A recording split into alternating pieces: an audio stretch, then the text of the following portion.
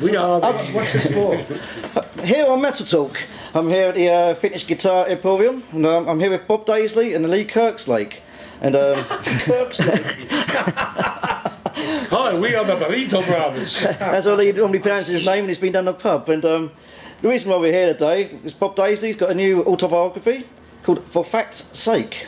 Hi Bob, how are you? Not too bad. Good. And tell us the title For Fact's Sake. Why have you called it that exactly? Well, for fuck's sake, is such a common term, whether it's here in England or in America or in Australia, all English people, English-speaking people tend to use that term as common.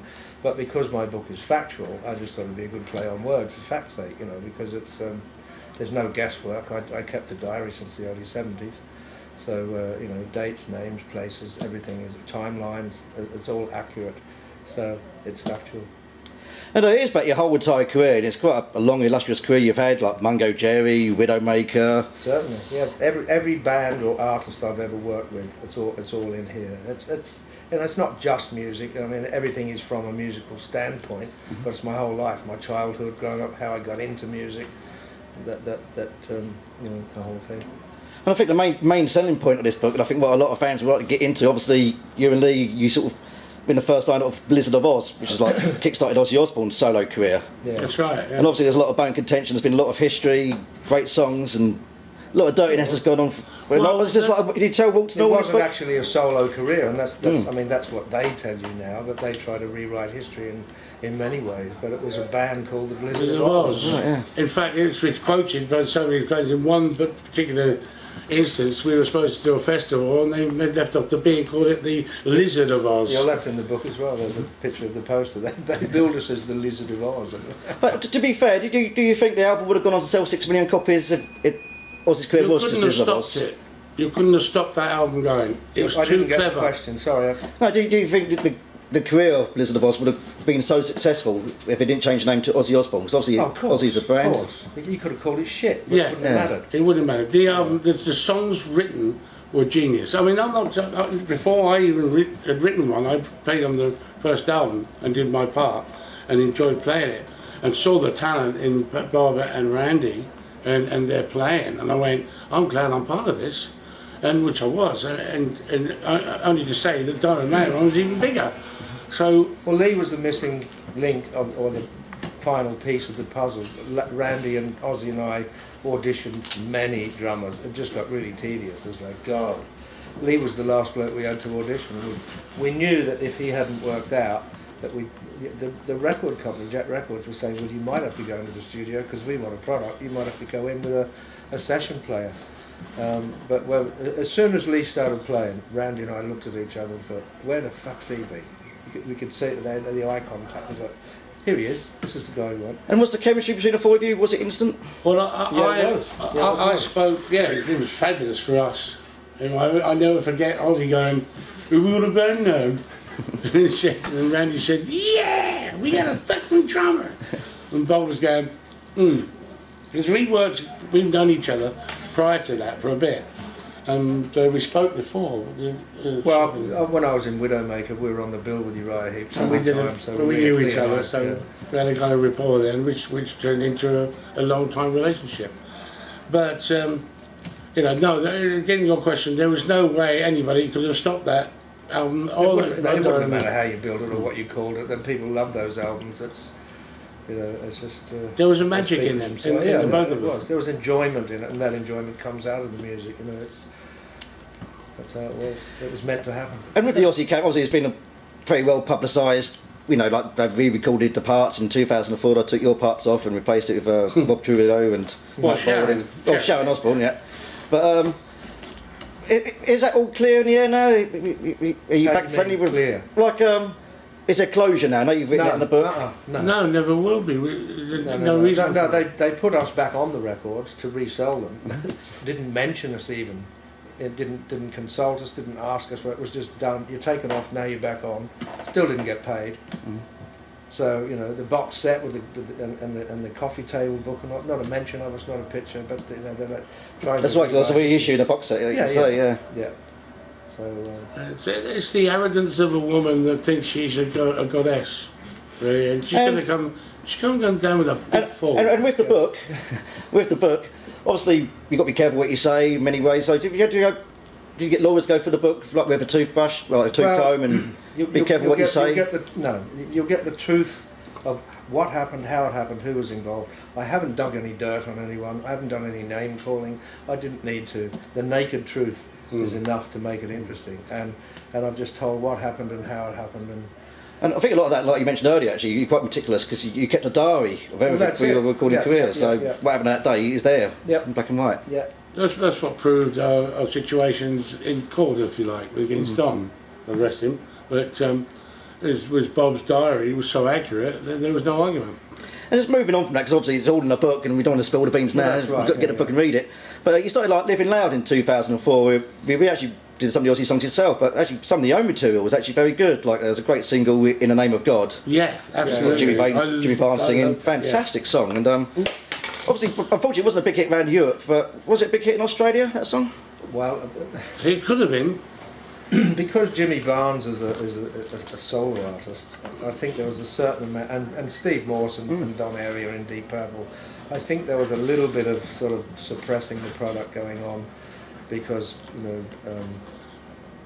it wasn't really meant to take off and be that big. But we loved doing it. We had a great time, and just as a point of interest, we did those songs from the Blizzard of Ozz and Diary of a Madman albums as kind of our own tribute to Randy, and Lee and I had talked about doing that for years, I mean 10, 12 years, so it was nothing to do with retaliation for us being taken off those albums. It had nothing to do with that. And how was the feeling, like playing those songs again? It must have rejogged a lot of memories. It was great. It did, but we wanted to do slightly different versions of them. We didn't want to try to recreate what had already been done. So the arrangements are different. They got little different parts in them and all that. Come on, you're playing with some great players: Bob, Don Airey, Steve Morse, Jimmy Barnes singing, myself drums, thankfully enough. That's a great concept of musicians. You only got a chance to do like a few dates in Australia. Was there any offers to do European dates? 'Cause obviously I know got Deep Purple. No, it was because of the availability of everybody. Yeah. The only reason we got to do the couple of shows in Australia was that Deep Purple had been there, or they were there, playing. So we had Steve Morse there, we had Don Airey there. I live in Sydney, Jimmy Barnes is in Sydney. I just had to fly over from England. So all we had to do was get Lee over there, and we did a few quick rehearsals and 2 shows. That was it. But originally with the Living Loud thing, it was going to be sort of guest. It was going to be Lee and myself as the rhythm section, and get a few different people in, maybe some guest singers, some guest guitarists. I'd already spoken to Gary Moore, and he said, yeah, I'll do a couple of tracks. Our manager, Drew Thompson, and had already spoken to Brian May. He said he'd do a couple of tracks. And we were going to look at maybe Ronnie Dio to sing on a couple. And what's his name? From Rainbow. And John Raw was going to play some keyboards, Don Airey some keyboards. But so any possibility of like resurrecting Living Loud? Like, so you can get other members in? We can't get the player, we can't get the time together it's because just they're so difficult committed. To get the window of opportunity with Steve Morse and Don Airey on the road a lot. Purple work. Well, I say get another guitarist in, is that a possibility? No, it wouldn't be Living Loud then. Yeah, well, you just want to start getting another name, get another band. It worked what we did, and admittedly, as Bob knows, we had fun, but so did the other members. Steve Morse and Don Airey, when we did the live show, they loved it. They did actually talked about it forever. They all enjoyed it. It is a great album, and anybody's not heard it, buy it, you'd be very pleasantly surprised. And let's go back to you, Bob, briefly. Like in the 80s, you've got, and you Luke as well, but you was with Ozzy for 2 albums, and you both like went back to Euro Heap for 2 albums, and like you had Gary Moore. You was like prolific through the 80s. Did you ever see Home? Well, there is that element of it. It's like, who am I? Where do I live? Yeah, 'cause you was playing on a different album every year. I never saw My Place. I did maybe 1 week in a year for like 3 years on the chart. But we were so big in America. Lee tends to exaggerate a little bit. No, that's true. In America, we were doing. I told you 5 million times. 11 months tours, because we go from America straight out to England, change suitcase, go to Italy, and then go in the studio overnight, through the night, and then go in Lansdowne, and then go back out to Germany, and then come back to England, see the wife or whoever was girlfriend, and then within 3 days back out to America. I mean, that was what it's all about. It was our management wanted us to work our balls off to earn plenty of money because he was on 50%, you know. And Bob, like, obviously you now live in Australia. I mean, why did you sort of give up the rock and roll life here and then decide to sort of settle in Australia exactly?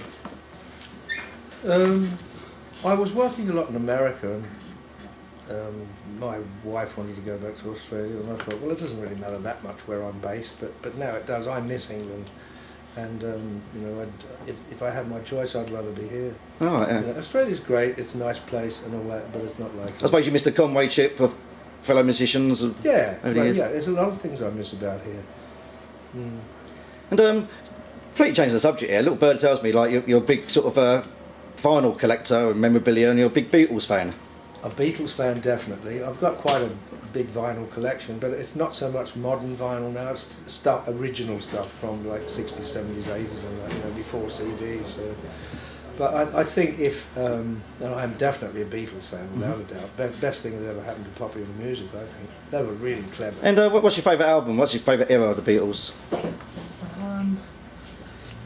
don't know, that's difficult, you know. It's like... Because they're just so good at what they did. My favourite Beatles album is probably The Magical Mystery Tour. Oh, really? Yeah. Yeah.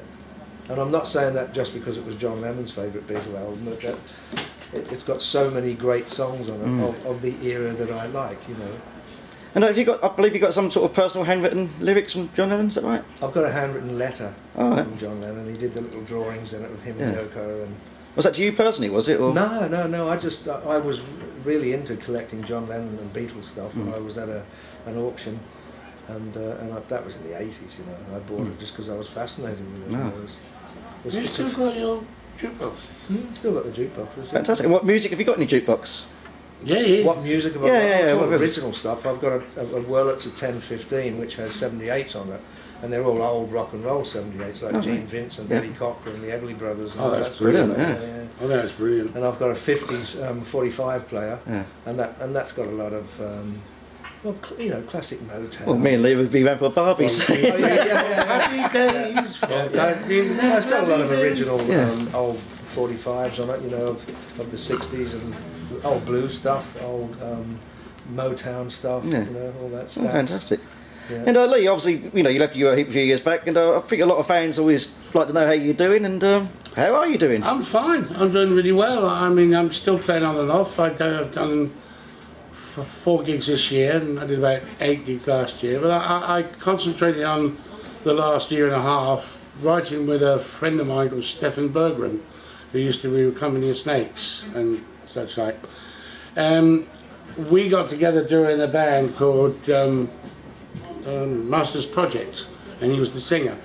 And we befriended each other, got on well, and so we decided to work together and write an album. And we have. We've just finished it. Great, I look forward to that. Yeah, it's sugar. Well, it's for everything else. I'm a bit fastidious in my mixing. I go in there and I go no, and I go away, walk away, listen to someone else, and then go back to it and go, you know, no, yay or nay or whatever. But I like to be picky. I'm probably a bit too picky as far as Stefan's concerned. And just before I wrap this interview up, you two, you know, you say you have worked together with Ozzy and Heap and living there. What's been like your happiest moment? Many for me in with Randy. Happiest moment. Yeah. Well, you know, with content time. Randy was a lot of fun, and being with me and Bob and Randy on occasion, we had some real good laughs. Well, it was a happy time, especially during the first album, during Blizzard of Ozz, you know, because it was, you know, the creative process was very satisfying. It was kind of like, oh, we're onto something here. It's really good, because don't forget the musical climate in those days. We're talking late '79, early 1980s. It was all sort of punk and disco dance music, and the new wave thing was coming in and all that. So to play hard rock or heavy rock or whatever, you know, term you want to put on it is, we were kind of almost taking a bit of a gamble, because some people considered players of that ilk and that sort of music has been a bit dinosaur, you know. But we just did what we loved, and we didn't go in and think, oh, let's have a hit album, or what can we do to have a hit single, or whatever. We didn't. We just played what we wanted to play, and it turned out well. So. And we had our freedom, didn't we? Our freedom was important. We didn't no one leaning over our shoulder going, "I don't like that," or "I don't think you should record it like that," or "We couldn't have the drums." Well, that's why we wanted a good engineer, which was Max Norman at Ridge Farm, and we produced it. This is what we want. We wanted to be hands-on. It's our baby, and that's what happened. And just quickly to you, Lee, I'm sad we lost Trevor Boulder this year from Euro Heat. Yeah. And, what's your happiest memory of him? Oh, I've just done an interview about many good memories. His sense of humour was very dry. He was up in there with the tops, with like Bob and Gary. He was a great bass player, and he was a reader, what I call a reader, which, if you understand music, it's when you've got the bass player and the drummer together. You probably have never done this track before. You look at each other and you know exactly what the other guy's going to play. You read each other like a bang. That's a magic. That's so rare. In today's form, it doesn't exist. Not to my knowledge. I haven't seen it. But then you get them, and they're rare. And that's what he was. He was like Bob and Gary. He was very, very good. Did you ever meet Trevor yourself? Oh yeah, many times. Yeah, nice bloke. Yeah. I took his place and he took my place. That's right. Yeah. Well, Bob, Lee, it's been fantastic talking to you both. Wish you all the best for the future, and the book's for fact's sake. There it is, buy the book. It's a fantastic read, and it's full of new facts that we don't know about. It's all there. So, all the best for the future. Thank you very much. Thanks. Cheers.